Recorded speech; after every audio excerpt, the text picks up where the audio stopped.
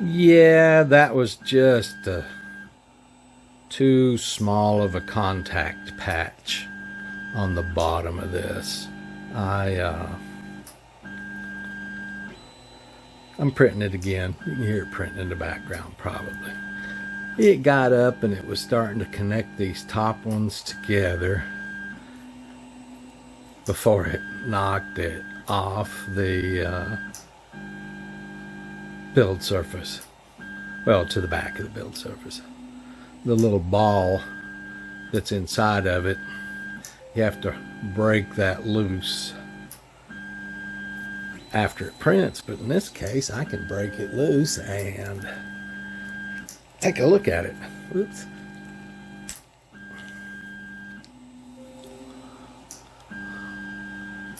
Boy, it's got a really small contact patch. I guess you'd sand that a little. Let's look at the overall print itself. Come on, focus camera. Wow. Really can't see the layers in this. Or I can't. Your eyes might. Yeah, you can see them a little bit there. That looks pretty uniform and pretty good to me. Ah, there they come. Get it down here at an angle from the light and they reflect in the grooves. Those are pretty well printed and pretty uniform layers in my humble amateur opinion.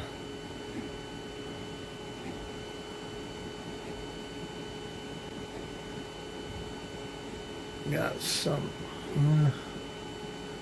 guess that's just uniform. I start to say it had a flaw and a line from center down to through here, but I guess that's, there's something there.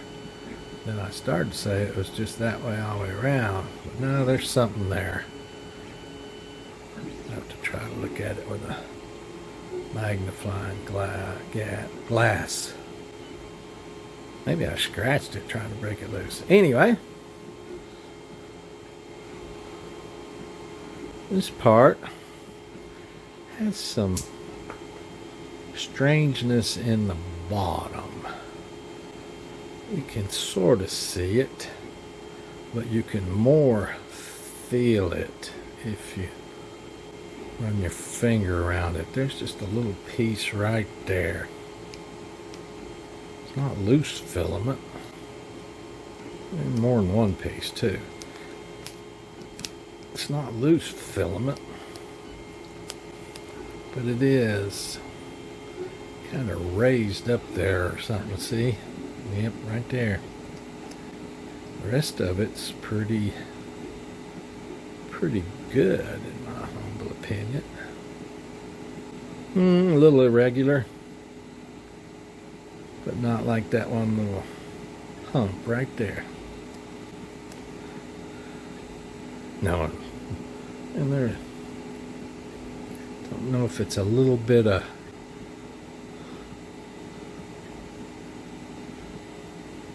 spaghetti that got out there or something. Anyway, the rest of the print, it just really looks good since all these upgrades were done. Again, when you get right here, this arc, and towards the center, there are some inconsistencies in my humble opinion. But this is difficult to do. I mean, that printed at that angle with no support. It was on the bed like this, and it did print up. This bow is printed, everything. You know, the thing does a pretty good job of printing stuff without any support at all. I'm kind of amazed. I know those lines aren't any smaller, but I guess what's happening there is they're more uniform or something. It's kind of filling my brain into. It's a strange round pattern in that. That's not the bottom, that's a side. See, that doesn't have that rounding pattern. That one does. This one also does too, but it's as if there was a center point right here, and this one goes this way, and this one goes this way. And that's the side.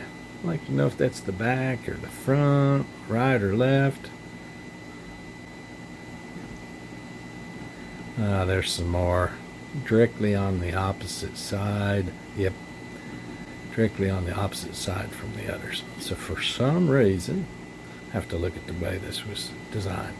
For some reason, let's call this the front. Front's fine.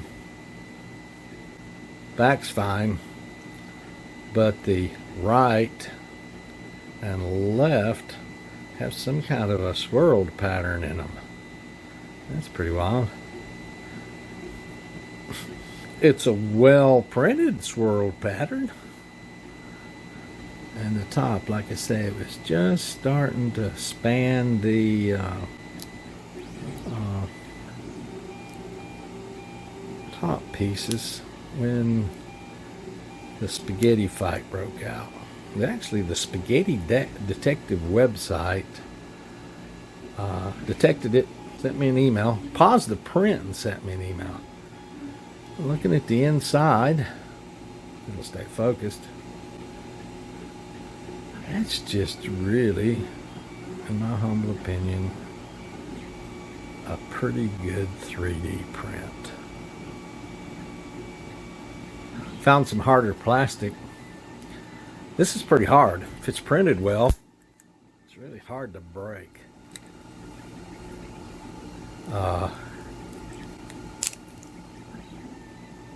Found some PETE or some such. There's that pattern again.